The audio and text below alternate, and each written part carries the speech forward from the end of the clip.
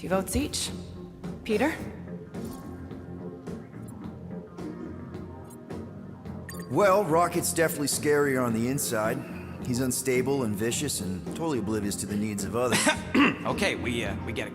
All right, let's do this. Let's go sell a monster. We're not seriously flying into that. You say the weather patterns of Seknarf 9 are tied to the temperament of its ruler. That's not how women work. Or weather. You're flying the wrong way. Nah, he's not flying at all. Guys, relax. Just one minor adjustment. I ever mentioned how much I hate rain? Hellbender's castle isn't even that far. That is not a castle. It is an impregnable fortress. So how do we impregnate it? Ask Peter! Let's just get closer. We'll figure it out on the way. There is nothing to figure out. As beast merchants, we will easily gain access to Lady Hellbender. Good. We've already got a beast. All that's left is the merchant part. Good thing I put on my official merchant costume. There is no such thing. Right? The fact you ain't sure don't bode so good. Whoa! That is some really crazy lightning out there. Never seen anything like it. Meteorological suicide is what it is.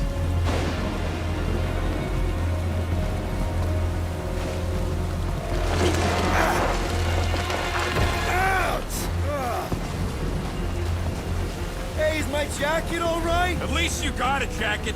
Some of us are soaking here. Less whining, more walking. Hey, Stormlord, we ain't seriously walking through this. It'll take forever in this storm. Stop complaining. The hardship will strengthen your spirit. I face more than enough hardship. Thank you very much. You are welcome, Feeble One. We got this. Just don't fall and we'll be fine. Oh, whoa! Whoa! Whoa, whoa, whoa! No!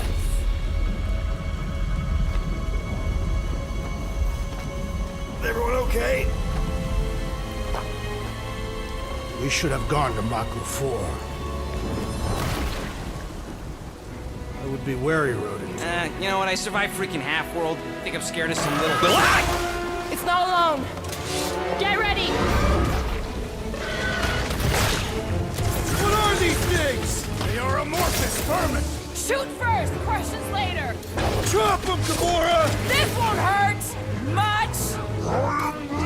Smash them up, Drax! Meet your maker! Steel Boy's enjoying this way too much. This is the local fauna! It's about to be an endangered species. Groot! Hawkeye time! Oh, you, Rocket! Time to go boom! I am eager to experience Lady Hellbender's legendary menagerie. Should we ask them for directions? I'm thinking maybe they are directions. Oh, like a signpost or something. I'm not saying it's an arrow with the word fortress on it, but statues suggest civilization, and the only settlement I saw when we were topside... It's Lady Hellbender's fortress. Dead end. That's just great. It's a retractable bridge. They used them at the prison I was in. Too bad the controls are on the other side of the giant chasm. What do you not have time to dawdle in this jungle? I shall hurl the creature over the chasm so he may activate the bridge. I may activate a hole through your face. Put me down. It'll be fine. Just curl up in a ball. What? Drax, throw him. No. Very well. Peter? It's okay. He'll land on his feet. Ooh, I guess that only applies to cats. You sons of sharks! Scut-busting ass! I am not familiar with these words. Order the beast to do its job. Rocket, come on, man. Ram it, dash face! Fix the bridge and we'll raise your cut by 5%. I want 10. Okay, deal.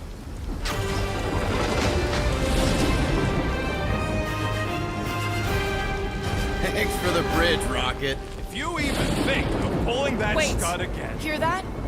Guys. I got it.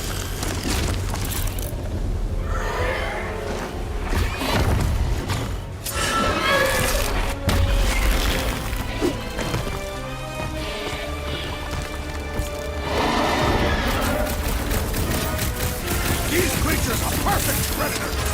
Stop cheering for the murder monster! At least somebody's having fun.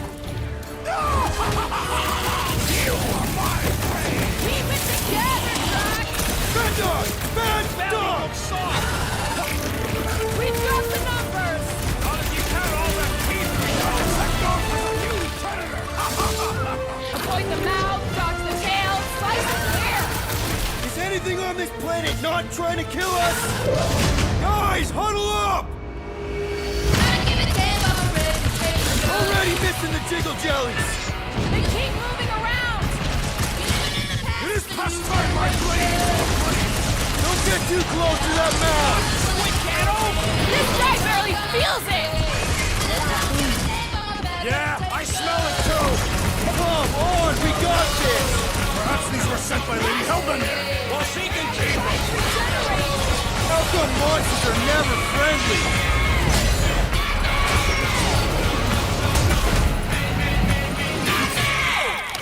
That is definitely in my top 10 fortresses. Peter? Aren't you forgetting something? Oh, right. The cage. The point of even getting the Flarkin thing was looking like we mean business. All right, Rocket. Time to put on your monster face. I only got one face, Quill. Are you sure about this, Peter? Look at him! You better have one hell of a sales pitch.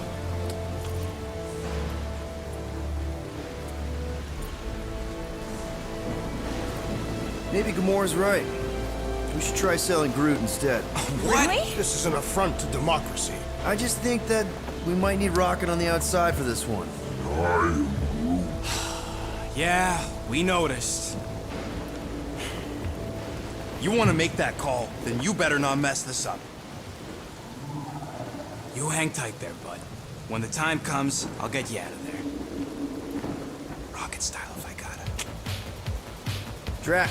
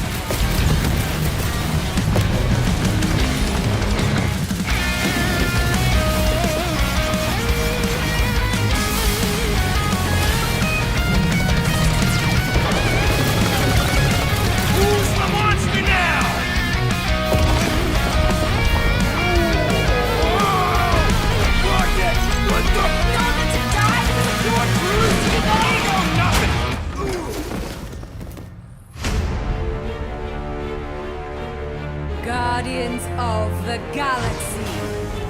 How many times do I have to kill you? The audacity that you thought you could rob me, Dweller! Feast upon them!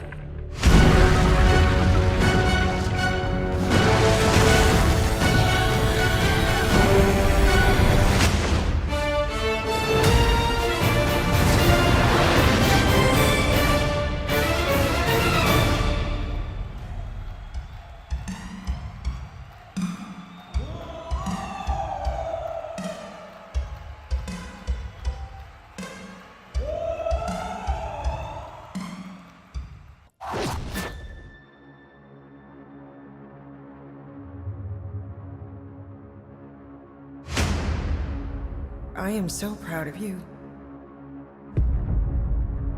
Do you know what a birthright is, Peter?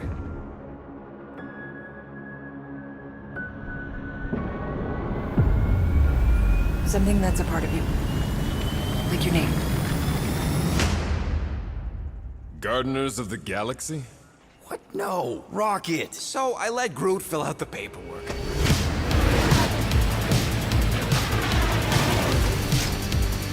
So we got fined. We appear to be 6,963 units short. I know, we clearly need a plan. If you see anything with claws the size of Drax, let me know. We got this!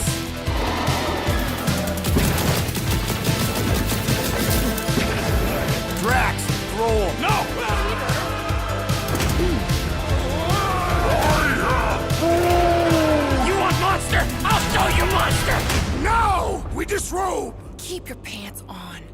Although it could be used as a distraction.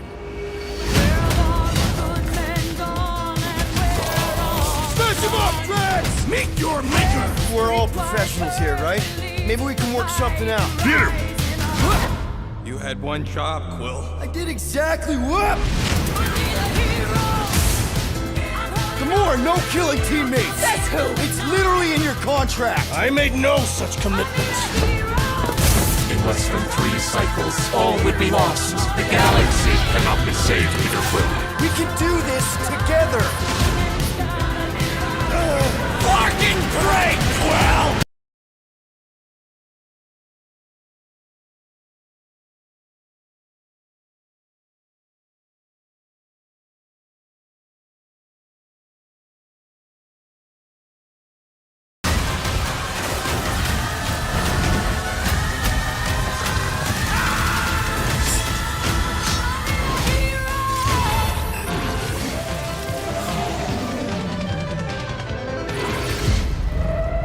No, of course I will.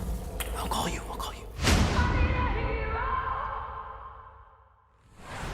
Hi, my name is Olivier Proux, senior producer here at Eidos Montreal. For the past few years, we've had the privilege to work on our version of Marvel's Guardians of the Galaxy and reimagine it into a single-player, story-driven, third-person action-adventure game. It's our own fresh take on the Guardians, and something that's really unique to our game is that you get to be Peter Quill. As Star-Lord, you're constantly in the middle of the action as you try to lead this band of misfits. But today, I'm really excited to have all of you join us on this journey, and you'll hear more about the game from our team behind this project. Right, let's do this! I've always loved Marvel's cosmic characters.